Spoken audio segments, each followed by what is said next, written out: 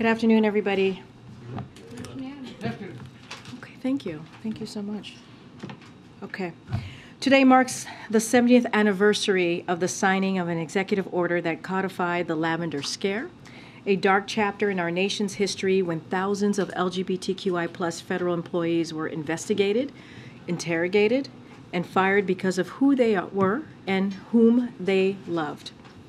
In acknowledgement of this period, President Biden issued the first ever presidential proclamation to remember the Americans affected by this discrimination, honor the courage of those who fought to end this injustice, and celebrate the many important contributions of our nation's LGBTQI+ public servants, including members of our armed forces. I have the great privilege of serving with some of these individuals every day who work here at the White House and across federal agencies on behalf of the American people. Under President Biden, LGBTQI+ leaders are serving at the highest levels of government. We've got the first openly gay Senate-confirmed cabinet, the first openly transgender Americans to be confirmed by United States Senate, and the first open lesbian to serve at the ambassador level as well. Today, this administration joins Americans across the country to honor the lives impacted by the Lavender Scare and renew our commitment to equal rights for all. In this moment, when we are seeing attempts to erase LGBTQI+ history from classrooms, we are committed to telling it. Now today, the Biden-Harris administration announced that the administration will impose sanctions targeted at actors who are involved in hostage-taking or wrongful detentions in Russia and Iran, and those that provide them with material support. In doing so, the administration is for the first time deploying a new tool that was established under executive order by President Biden to impose severe economic cost on governments and groups that hold hostage or wrongfully detain Americans around the world. Today's sanctions afford the administration additional leverage to support negotiations and impose additional costs on those who are responsible for unjustly holding Americans against their will. This is just one of a series of actions, both public and private, the Biden-Harris administration has been taking to deter and disrupt hostage-taking and wrongful detentions and help bring Americans home. And finally, I want to mark that it's Arab American Heritage Month, a time when we join together to celebrate the immeasurable contributions of Arab Americans to our nation. President Biden signed the first ever presidential proclamation for a National Arab American Heritage Month on March 31st, 2023. And earlier today, we had the opportunity to host a briefing for Arab American community leaders here at the White House to discuss our efforts to promote equity, protect the civil rights of Arab Americans and all communities across the country. With that, Chris. Hey, how are you? House Republicans passed legislation on the budget and debt limit. What is the White House's response to this? And do you feel like the ball is in your court now to start negotiations with House Republicans in the next move? So a couple of things I want to say about this. Let's just take a step back for a second. The United States has never in our history failed to pay our debts. That is something that we have never done ever, again, in our history of this country. We're not a deadbeat nation. Avoiding default is Congress's responsibility, and they should act on it without preconditions, as they have done in Democratic and Republican administrations, and they should do that immediately. House Republicans are holding our economy hostage and threatening default, crashing the economy, jeopardizing hardworking Americans' retirement, and causing millions of Americans to lose their jobs. As the president said yesterday, he's happy to meet with Speaker McCarthy, but not on whether or not the debt limit gets extended. That is not negotiable, and we have been very clear about this for the past several months. We have not minced words here. House Republicans are holding the economy hostage, threatening Americans' jobs and retirement savings unless we and the Senate agree on an extreme MAGA wish list of slashing education, veterans' health care, and Meals on Wheels, taking away health care from millions of Americans, and sending manufacturing jobs overseas. It'll increase cost of working families, as I've talked about before from here at this podium, and what this bill will do. It'll kill jobs, and it's all to pay for tax cuts for the super rich and profitable companies. It's not how we grow our economy. The president has been very clear how he sees our economy moving forward. He has actually put forth pieces of legislation and policy on how he sees the economy moving forward. And it's not trickle-down economics. It is building the economy from the bottom up, middle out, and making sure we leave no Americans behind. We leave no one behind. And what we're seeing from what Republicans have put forward, it will leave people behind. It will hurt Americans, including veterans, including our seniors, just Americans across the board. So, again, we took a step back. We are not negotiating on this. We have been very clear. It is their constitutional duty to take action. So another question on the issue of screening within the military for extremism and other issues. Is the White House satisfied that the Pentagon is doing a good enough job screening for these kinds of issues, given what we're seeing come out of the classified leaker case? The president has confidence in the Department of Defense, so yes. Even that things are making it through the cracks? Look, as we know, there is a DOJ investigation that's looking into it as you're speaking to leaks, so certainly don't want to get ahead of that. They're going to do their investigation, and they're going to do what is needed moving forward. But again, the president has confidence in the Department of Defense. Last thing, the administration announced new centers to process migrants in Colombia and Guatemala. Can the administration promise that these centers will uphold all humanitarian obligations and access to legal counsel for people who are seeking asylum in the United States? So as you all know, the Department of State, the State Department, and also DHS made an announcement, had a press conference earlier today. It's on YouTube. It was live streamed. So if any of you have questions or want to hear exactly what the secretary said, both secretaries said, so I would refer you to that. More broadly, on your question on processing centers, I would say the regional processing center at the State Department and the DHS that they announced today will reduce unlawful migrant and cut out the smugglers. That is our focus. That is what we want to see happen. They reflect the president's approach on immigration, which is working closely with our partners to manage the challenge that we're seeing seeing together, not just us. We're seeing this in the Western Hemisphere, as we have talked about. These centers will be opening up in several countries, including Colombia and Guatemala, as you just mentioned, Chris. We expect to announce additional countries soon. It's all part of our approach to direct people to legal pathways from where they are rather than seeking generous, disorderly pathways. We have been very clear. We are going to put forth an immigration process that is humane, that is orderly. That is the goal that we have set forward. That is how we want to move forward in that process and do it very differently than it was done in the last administration. So there will be access to legal counsel for people at these centers?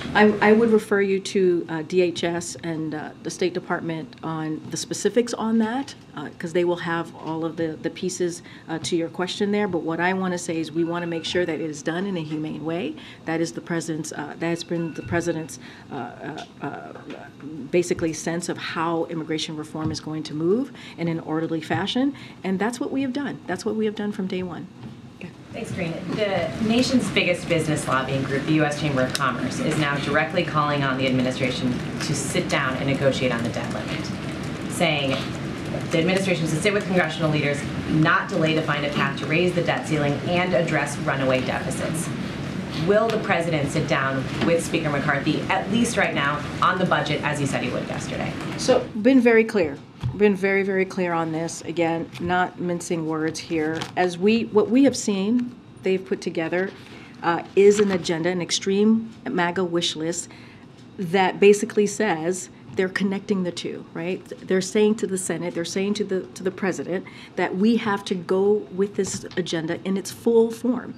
And the president has said really clearly, when it comes to the debt ceiling, they cannot allow this to happen. This is the Republicans in the House. They cannot allow this to happen. It is their constitutional duty to do so. I've gotten this question that you've asked me many different ways. I've answered it the same way.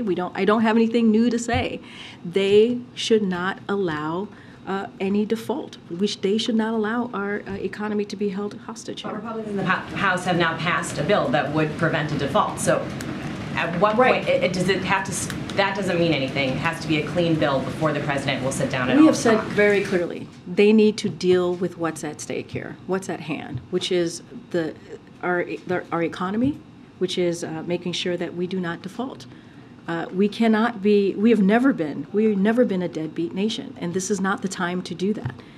And this is their this is something that they're supposed to be doing, that they have done. I read through this with Democratic and Republican presidents. This is their basic constitutional duty to do.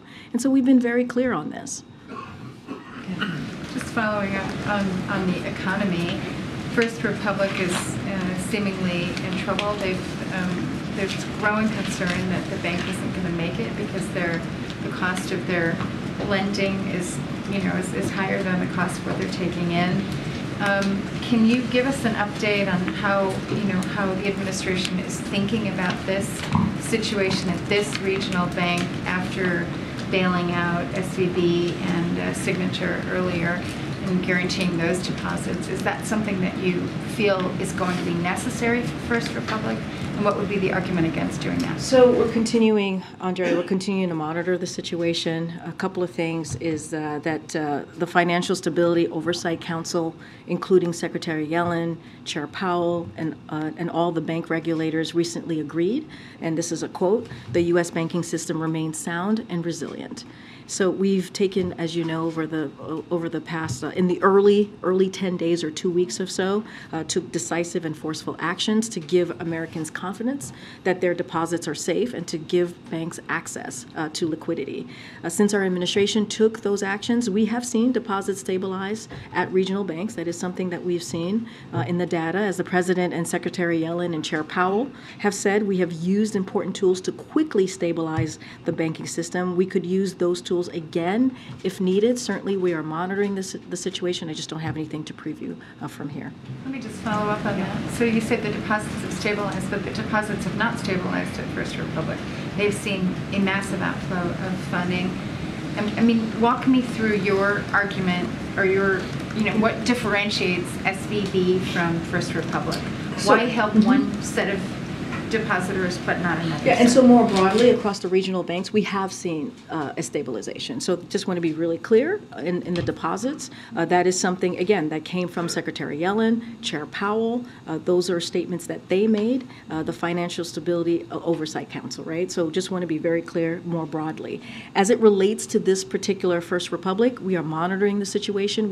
I just laid out the actions that we have taken in the past, especially those really critical first couple of days in the last situation.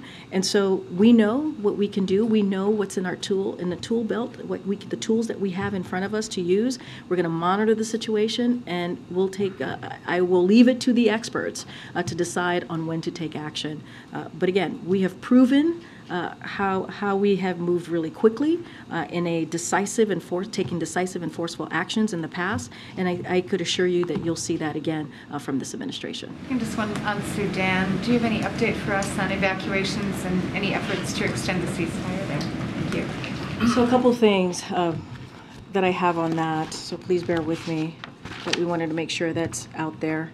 To all of you. So following intense negotiation, the Sudanese Armed Forces, SAF, and Rapid Support Forces, RSF, agreed to implement, as you all know, a 72-hour nationwide ceasefire starting at midnight on April 24th, which was about 2 days ago. While there was an initial reduction in reports of violence, we are deeply concerned by the increase in ceasefire violations yesterday. We urge the SAF and the RSF to fully uphold and extend the ceasefire. As you heard from the National Security Advisor on Monday, Jake Sullivan, when he was here at this podium, the President has directed his team to help as many Americans as possible. We are working continuously to create options for American citizens to leave Sudan promptly because the situation could deteriorate at any moment, and we are communicating with citizens who have requested information about those options. And again, as at the President's direction, we are actively facilitating the departure of American citizens who want to leave Sudan by both air and land. This is something that you heard from the National Security Advisor as well. We have deployed U.S. intelligence, surveillance, and reconnaissance assets to support air and land evacuation routes, which Americans are using. And we are moving naval assets within the region to be pre-positioned to provide any necessary support along the coast. U.S. Africa Command has established a deconfliction cell to facilitate coordination with our allies and partners in this effort. We are also supporting our allies and partners who are including Americans in their evacuation efforts. We are helping facilitate onward travel for American citizens who arrive in Port Sudan, including with our consular teams afloat in Jeddah, Saudi Arabia.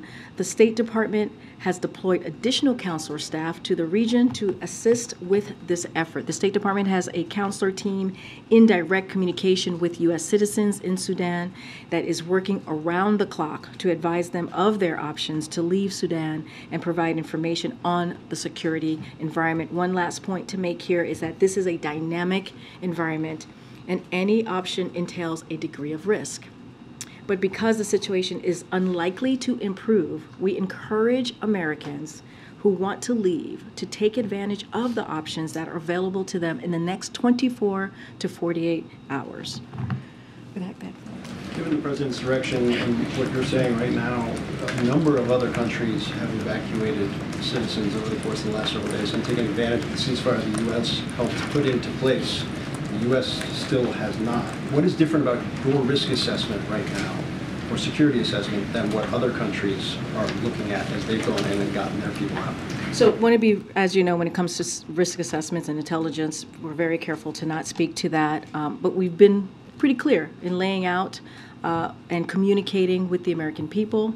You've heard us here from the National Security Advisor. You heard it from the State Department, from Secretary Blinken directly.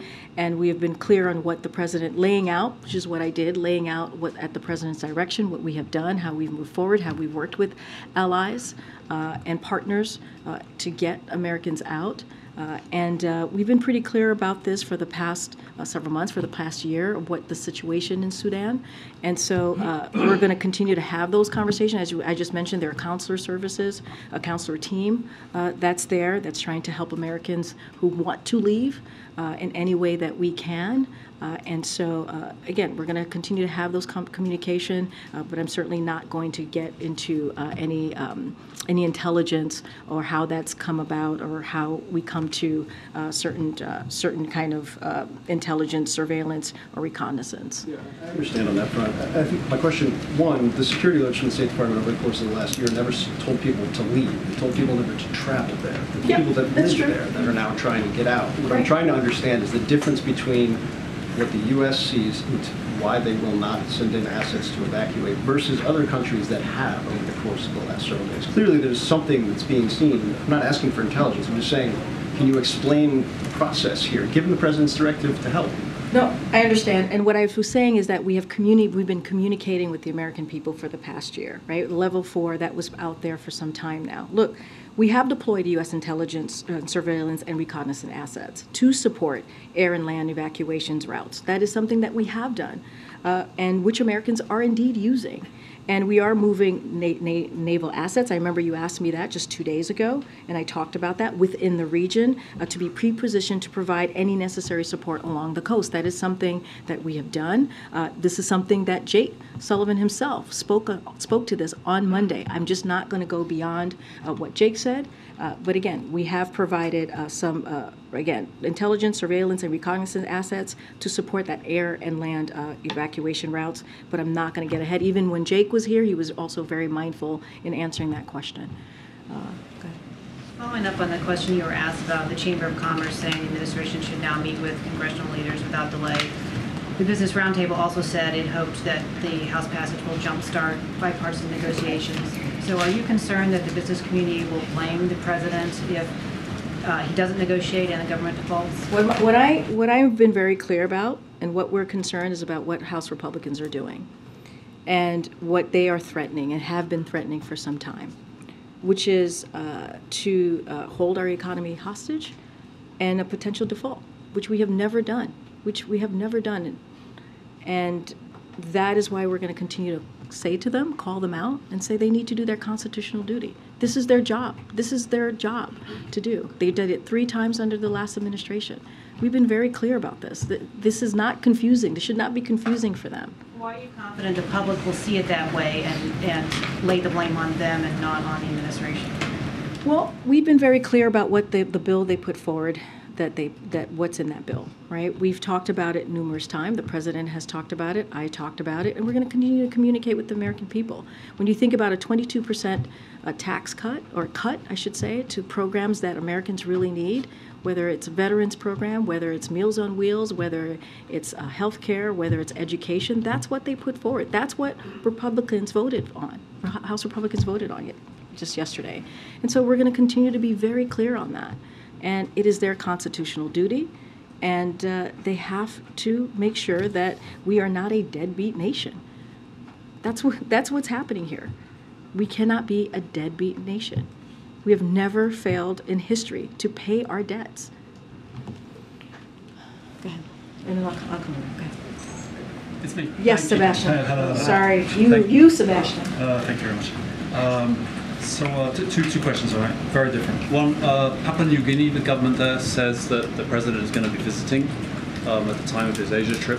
Can you comment on that? We don't have anything to preview on any additional travel. As you know, we announced the G7 and the Quad yesterday, I believe, in a statement from me. But I just don't have anything additional to announce at this time. Okay, and on the debt ceiling, this used to be a kind of theoretical parlor game thing, like what will happen if there's actually a debt cliff and you go over it. Now, it's actually getting closer now. And if the two sides stick to their guns, and the president clearly is sticking to his guns on this, if there's a default, is he gaming out what would be a plan B to actually stop the crisis? Is the $1 trillion coin, the 14th Amendment, are these things being teed up? All of the things that you just listed, that's clearly something that the U.S. Treasury, right, is going to speak to. I'm not going to speak to from here on that. But look, this is a question for Congress. It is their constitution. I cannot say this enough from here, and I know you probably get tired of me saying this from here over and over again, but it is true. It is their constitutional duty to get this done. It is. They did it 3 times. Democrats joined Republicans 3 times in the last administration to get this done, to make sure that we did not default, to make sure that we were not a deadbeat nation. So again, this is something that they need to do. It's very simple. Avoiding default is a constitutional obligation Congress has to the American people. That is their obligation, not to us, not to this president, but to the American people. Get April. Karine, 2 questions, 2 different questions. One, Carolyn Bryant has died. She's the woman who accused Emmett Till 67 years ago of whistling at her, ultimately creating the atmosphere for him to be lynched and killed. And 67 years after, the president signed into law the first ever anti-lynching act in this nation, federal anti-lynching act. What does this White House say, or the president say, about her death? As there's no justice for Emmett Till's mother now. So the president was very proud to sign the Emmett Till Anti-Lynching Act into law this past spring. As you just mentioned, April, this is something that he was very proud to do. He also hosted, as you know, civil rights leaders for a screening of the continue that work alongside the brave leaders across our country, his family, civil rights leaders, continuing the fight against racial hatred. And that's what the American people should know, that the president is committed to dealing with this crisis that we see in front of us. And dealing with this racial hatred that we see across the country. And last question. You had the Tennessee 3 here, and we know what happened in Tennessee. Let's go to Montana, the Montana state legislature. It seems similar in a lot of ways, shutting down someone who wants to, a state lawmaker who is in protest of something that they feel is wrong. What do you say to that, and what is the president saying, and what is the White House doing in the midst of seeing now these legislatures shut down people who are doing what democracy speaks of, trying to strengthen it? Well, as you know, when the Tennessee 3, as they're called, was as you know, was peacefully protesting, and they faced expulsion. Clearly now the 2 that were expelled are now back serving as state legislators. The president called that un-American when they were expelled, and it's unfortunate that we're seeing that. We're seeing this kind of behavior as it relates to Montana more specifically. We're seeing devastating pieces of legislation across the country in state houses aimed at taking away freedoms, aimed at attacking people for who they are, especially our young people. These bills cause families to live in fear. They're creating great uncertainty about how they will receive the care they need, this is specifically to Montana. And again, it is, when you see these types of things, silencing an elected representative in an attempt to suppress their message is a denial of democratic values. It is undemocratic. The Biden-Harris administration continues to stand with transgender and LGBTQI leaders and their families across the country in the face of extreme attacks. And so we'll continue to do that. And then lastly, I want to ask a question because we understand that transgender youth are some of the most vulnerable youth now in this nation. What do you say from that podium as someone in that community, in the LGBTQ+ community, to those young people in Montana and beyond in the midst of this moment? Well, the president has been very clear in his message to the LGBTQI+ community, in particular, as we're seeing these, I believe there's more than 600 bills coming out of state houses across the country. Majority of those bills, or a few hundred of those bills, go after trans community, especially our trans kids and their families. And the president has been very clear in saying we have their backs. We will continue to support them. The president has a history and a record on supporting this community, and he'll continue to do that. I believe I am here, and many of us who are here believe in this president's record, believes in how he wants to move forward to protect people's rights, protects people's freedom, of course, but also let people be who they are and allow them to love who they want. And that is just a basic principle. And also, that is who we are as a country, those freedoms, and just to be yourself. And so that is something that the president's going to continue to say. We have their backs, and I'll just leave it there. Go ahead. Thank you, Karine. A few on the immigration thing today, and then one other. And I'm asking actually the immigration ones in part on behalf of Spanish-speaking organizations that can't be here today. This intention to expel non-Mexicans back to Mexico. Right now they take about 10,000 under Title 42.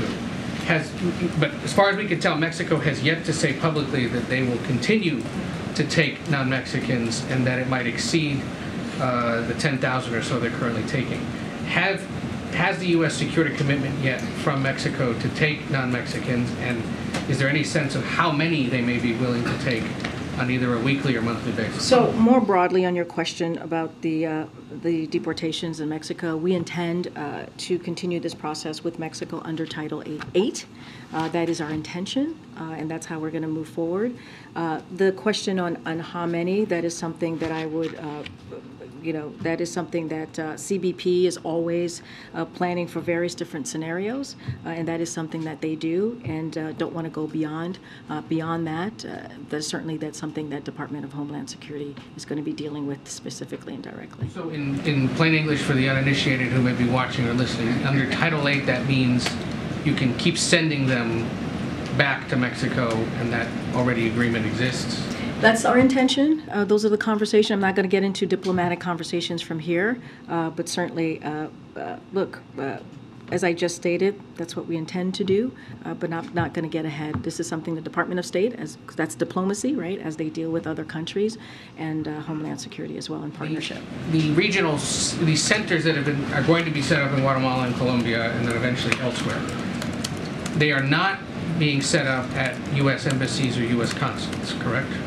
That part I would refer you to Department of Our understanding, State. it looks like, is that they are not, and that it's some kind of third party who's setting it up. Already there are some concern that in essence the United States is outsourcing U.S. immigration decisions to either other countries or international organizations or the United Nations. Is that what's being done? So what I can say, there will be open soon before May 11th any additional information that will come out of Department of State and Department of Homeland Security. That is something that lives with them, and they will share more of the details on that. On just one other on 2024 mechanics, in the realm of the Hatch Act that I know we're very sensitive about around here. I appreciate that. We know that we now know that Julie Chavez Rodriguez, who's said to be the campaign manager, is still on the White House payroll, doesn't plan to leave until the week of May 15th. We also have learned that there are some senior West Wing officials who plan to, in essence, split their time officially with the campaign, in keeping with what previous administrations have done. Has there been an edict yet or some kind of memo sent out across the West Wing saying, if you're interested in doing that, if you're planning to do that, let us know, or any kind of distribution of a reminder of the rules or how that's going to work? So first on Julie, I just want to say a couple things here. She will not on board with the campaign until her federal services have concluded, and will continue to adhere to all legal and ethical obligations. So I want to make sure that is clear, and you are correct. Her last day here is going to be specifically May 16th, but again, not going to speak for the campaign. So I just want to be very clear about how she is going to move forward before she leaves, and we will follow all protocol and certainly follow the rule of law. And I think I mentioned this too. There will be some White House staffers, which is not unusual, which is the norm, as I think you were trying to state to me. But we just don't have a list of who they will be, who will be able to have the kind of have the ability to split their time. I just don't have a list of who those folks are going to be at this time.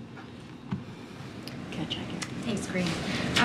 The LA Times said that their reporter did not submit any questions in advance of yesterday's press conference. So to people who saw that pocket card, can you explain how that ended up there and why the president needed something like that? So just to step back, and I'm actually glad you asked that question. Clearly, I would let the reporter for Los Angeles Times speak for herself. It is entirely normal for a president to be briefed on reporters who will be asking questions at a press conference and issues that we expect they might ask about. It is not surprising that yesterday we would anticipate questions that he did receive, right, on the visit with the South Korean president, as the South Korean president was standing to his right, or about 2024. That was completely expected, or about the debt ceiling, which he took questions at the end, shouted questions at the end, and of course we would note those issues to him. Those issues to him will likely come up, and let's not forget, we do these briefings every day, and a lot of the questions that you all tell me, that's how we brief him as well. You all ask me, that's how we brief him as well. So look, we do not have specific questions in advance. That's not something that we do. And in fact, I would point out the questions that was asked was different than what was on the card that you all saw. And look, again, we have these press conferences. The president takes your questions. Our job is to get a sense of what you all want to ask him. That is our job here, to get a sense of what's the news of the day, the topics you all are interested to ask of him, and so that we are all, not just him, we are all prepared to take that seriously and to take that in a way that is going to be reported from our point of view, because we know that you all are reporting out to the American people and want to make sure you get our point of view of how we see these different issues that I even just laid out, whether it's 2024, whether it's what has been discussed or the agenda with the president of South Korea. Again, we take this very seriously, and we want to make sure that we're providing information that's helpful to you and the American people. How are the reporters decided?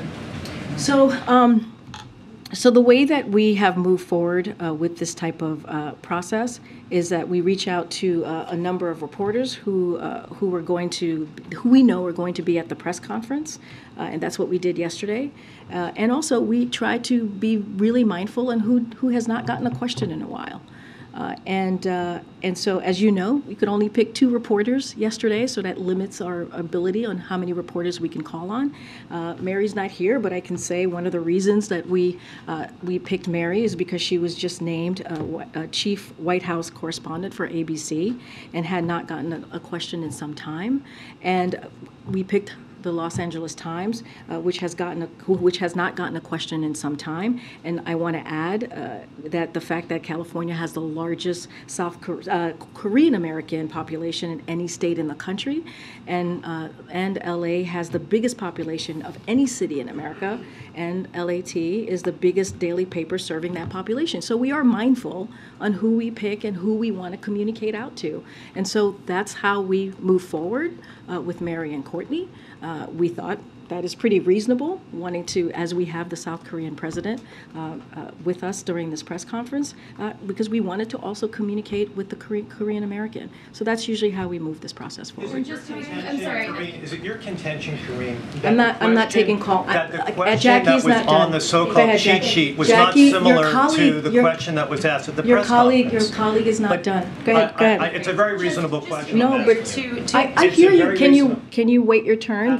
Thank you. Thank you, John. I appreciate that. I really do. Go ahead. Thank you. Go ahead, John. And just to be clear, to people, skeptics who saw the card and saw the question number 1 and might think that that is a signal that it was pre-organized. Did the president have other questions that he was prepared, had similar talking points in case he was asked something on other topics in that same? Jackie, I'm going to be, as someone who is part of his, of the prep briefing with the president for these press conferences, as his press secretary, we talk about an array of topics that could potentially come up. And that's what we do. Just at the end, there was shouted questions, and he took those shouted questions. But we also had a sense that, hey, you might get something on a debt ceiling, which makes a lot of sense, which is one of the news of the day. So we cover an array of topics. It's not just the 2 Americans who asked questions. It was also the 2 South Korean reporters who asked questions. So we do our best to make sure that the president is ready to communicate with all of you and the American people. So yeah, we covered an array of issues, but of course there are probably the top 5 topics, hot items that you all are interested in, and so that's kind of how we move forward. And the last one, just on that shouted question that he did respond to on the debt ceiling, having heard your response to the questions that were answered already here today, you've had now Democrats saying that Republicans have come to the table, might not like what they came to the table with, but it's time for the dialogue. How long can this posture from the president last before it feels like intellectually dishonest to say, they're holding the economy hostage and not raising the debt ceiling when they did pass a bill to raise the debt ceiling, and the argument's really about the budget cuts, the spending cuts, and not about whether or not the debt ceiling gets raised? So I have to say, Jackie, I disagree with the intellectually dishonest. That is certainly not how we see ourselves here, because we've been very, very clear that they need to deal with the debt ceiling. They need to not default. It is a constitutional duty. And again, this is not to us. This is to the American people. If you think without conditions, unless it's a clean bill, they won't touch. I've been very clear. Without conditions, we will not negotiate. There's nothing new there. What you're seeing that the House Republicans have done is they said that unless the president, and I've said this before, this is nothing new that I'm about to say, unless the president and the Senate agree to an extreme MAGA wish list, slashing education, veterans' health care, Meals on Wheels, taking away health care from millions of Americans, and sending manufacturing jobs overseas, they're going to default and crash the economy. We've said this over and over and over again and been very clear. The president does not agree with this bill.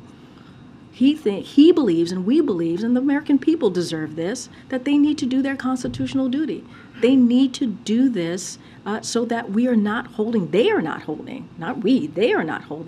economy, our American economy hostage. We cannot be a deadbeat nation. We cannot be. No meeting unless it's a clean debt bill. Look, we've been very clear about this. We've been very, very clear. I appreciate the question. Oh, okay. Let me just take a question from the back. Well, I just took a bunch of questions on this. You literally just told me you would come back to it. Yeah, you also screamed. You literally just told me. I said wait your turn, but now we're running out of time. Go ahead, Ed. Go ahead, Ed. I wanted to ask you about the Inflation Reduction Act. The Penn-Wharton budget model just came out, which I realize you probably haven't seen, but it released new cost estimates, previously saying that it would cost $385 billion over 10 years. The new estimate based on implementation details for the climate provision is now more than $1 trillion over 10 years. Is government spending a concern for this president? So look, the higher score reflects, and I did see this report, the higher score reflects that the Joint Committee on Taxation assumption that the Inflation Reduction Act will spur more manufacturing projects and more clean energy deployment than when JCT originally scored the bill. That is a good thing. It means more private sector investments, more American manufacturing, more jobs, more secure supply chains, and lower costs for American families thanks to cutting-edge technologies. Even with the new score, the Inflation Reduction Act still reduces the deficit over the long run. As you know, I know you follow this very closely outside of the 10 years, right? Because it looks at it in a decade. The Inflation Reduction Act increasingly reduces the deficit as time passes, including that second decade, as I was just mentioning, and beyond. So moreover, a number of experts have said that the CBO likely underestimated the deficit reduction from the Inflation Reduction Act's crackdown on rich tax cheats. An expert from the Treasury Department, 2 former IRS commissioners, and Treasury secretaries say the law's provision to make the wealthy pay what they already owe will reduce the deficit by more, even hundreds of billions more than CBO estimates. I will take one last question in the back. I'm going to go way in the back. Okay, right, way in the back, way in the back. Thank you, Karine. 2 national security related questions. Is there going to be any planning or at least discussion of changing the structure of intelligence that came in post 9/11 with the CIA and the Defense Intelligence Agency in light of the recent leaks that have come out? Well, is that under discussion? Yeah, no, totally understand the question. As I said many times before, my colleagues at NSC have said many times before, it is under the Department of Justice. It is an investigation ongoing. Just not going to get ahead of that. Clearly, there was some announcement made from the Department of Defense, so I'm just going to leave it there. Just don't want to get ahead of any of that. And in Sudan, there is more and more reports coming out about the ties of warlord Hemeti, the insurgent, to Russia, and particularly his own connection to the gold that's in Khartoum. Would the U.S. recognize him if he came to power and wins the ongoing civil war? So look, we've been very clear about our concerns and how we want to continue to see the ceasefire occur. As you know, it was set for 72 hours on April 24th. We've been very clear on how we think that should move forward. I'm just not going to get ahead or speak to hypotheticals. All right, the young lady in the back. Go. Hello. Hi. This is my first time. So It's okay. Don't be nervous. My question is, what is the most difficult part about being press secretary?